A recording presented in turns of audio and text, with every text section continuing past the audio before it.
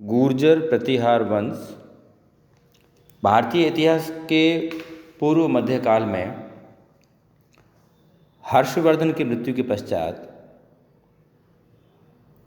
गुजरात, राजस्थान एवं कन्नौज में हमें गुर्जर प्रतिहार वंश की जानकारी मिलती है, जिसने विभिन्न कालखंडों में विभिन्न स्थानों पर अपना शासन स्थापित किया। गुर्जर प्रतिहार वंश की उत्पत्ति के संबंध में हमें जोधपुर के शिलालेख से जानकारी मिलती है कि संभवतया 6ठी शताब्दी के उत्तरार्ध में इस वंश का उदय हुआ।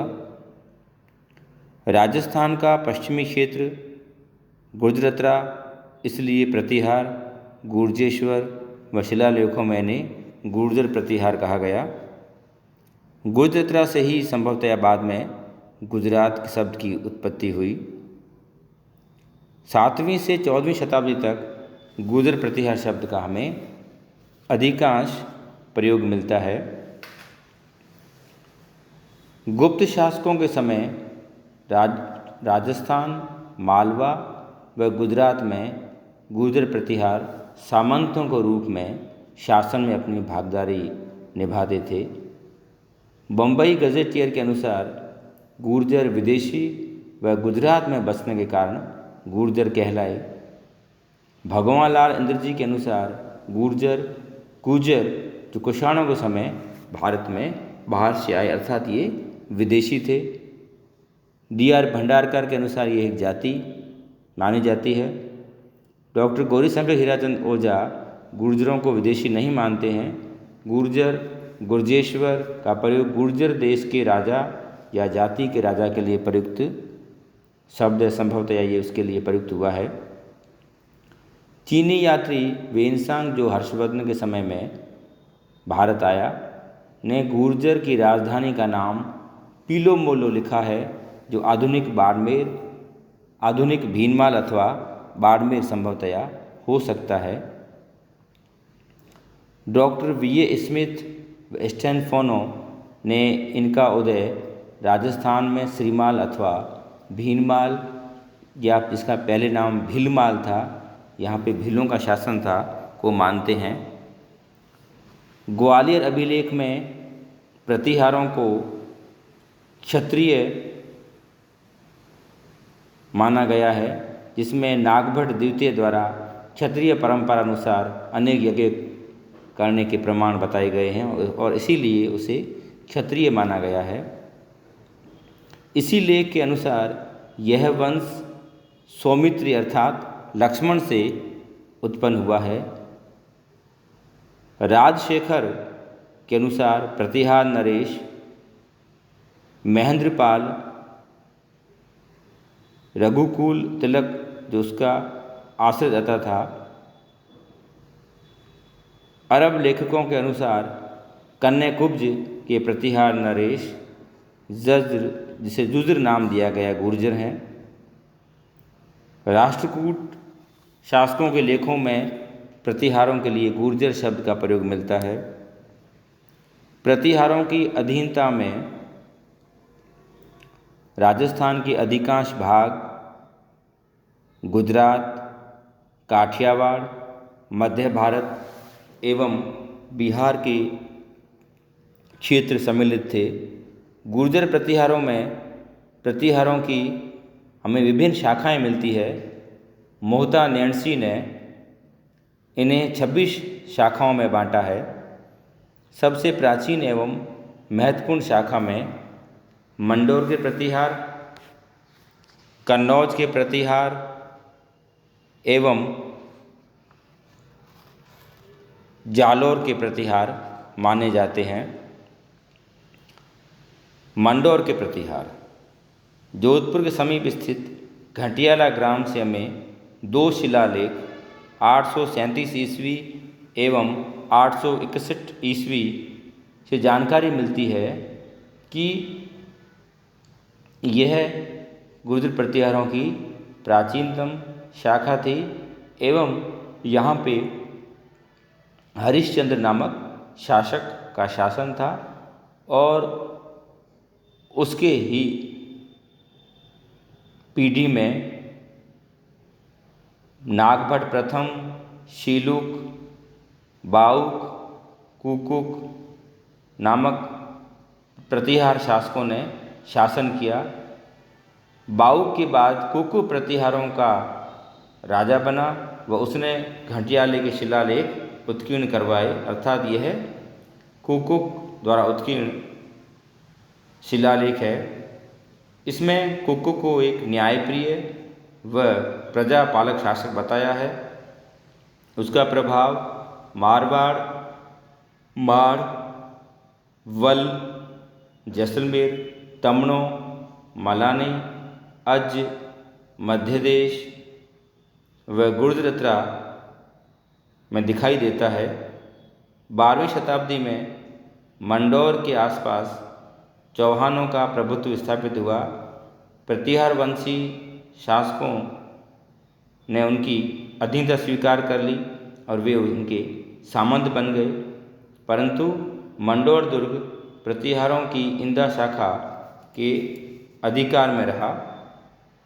1395 ईस्वी में इंदा ने अपने राजा हमीर से परेशान हो राठौड़ वीरम के पुत्र राव चूंडा को मंडौर का दुर्ग दहेज में दे दिया, या चूंडा ने इस पर जबरदस्ती अधिकार कर लिया हो। इसके पश्चात प्रतिहारों का मंडौर से प्रभाव समाप्त हो गया व यह राठौड़ों के अधिकार में आ गया।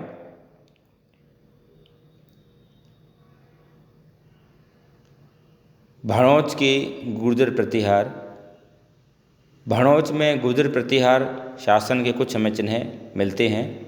उनकी राजधानी नांदीपुरी थी। उनके लिए दान पत्रों में सामंत तथा महासामंत जैसे शब्दों से उनके स्वतंत्र शासक का नहीं बल्कि किसी शक्ति के अधीन शासन करने का पता चलता है। यह शक्ति मंडौर के प्रतिहार, गुजरात के चालुक्य अथवा कलचुरी संभवतः हो सकते हैं। कुछ भीनमाल के गुर्जरों द्वारा भड़ौच तक राज्य विस्तार करने को मानते हैं। यह भीनमाल की शाखा से पृथक को नवीन राज्य स्थापित किया। जयभट्ट चतुर्थ इस शाखा का अंतिम शासक था। इसके बाद इस राजवंश का अंत हो गया। जालौर के गुर्जर प्रतिहार। सर्वप्रथम प्रतिहारों ने चावड़ा राजपूतों से भीनमाल राज्य अधिकृत किया व आबू जालौर क्षेत्र जीत वहां अपनी सत्ता स्थापित की। डॉक्टर गौरीशंकर हीराचंद ओझा इस मत को मानते हैं। ये जालौर के गुर्जर प्रतिहार कहलाए। गुर्जर प्रतिहार शासक वत्स राज के समय में यह घटना मानी जाती है। उज्जैन के प्रतिहार व कन्नौज के प्रतिहार। इसमें सबसे महत्वपूर्ण नाम आता है नागभट्ट प्रथम का, जिसने 8वीं शताब्दी में 730 से 760 ईस्वी तक उज्जैन में अपनी सत्ता स्थापित की और वह इस वंश का संस्थापक माना जाता है उज्जैन में। इसके पश्चात उसका भतीजा काकुक तथा उसके पश्चात उसका छोटा भाई देवराज उज्जैन के शासक बने। देवराज के पश्चात उसका पुत्र वत्सराज कन्नौज का शासक बना और उसने अपनी राजधानी जाबालीपुर अर्थात जालौर में कर दी। उसके पश्चात नागभट्ट द्वितीय जो वत्सराज का पुत्र था ने कन्नौज पर अधिकार कर लिया और उसने कन्नौज को अपनी राजधानी बनाया। उसने कन्नौज के शासक चक्रायुध व पाल शासक धर्मपाल को पराजित किया। नागभट्ट द्वितीय के पश्चात उसका पुत्र रामभद्र तथा उसके पश्चात रामभद्र का पुत्र मिहिर भोज, जिसने 836 से 885 ईस्वी तक कन्नौज पर शासन किया, वह एक प्रतापी शासक था। उसने आदि वराह की उपाधि धारण की।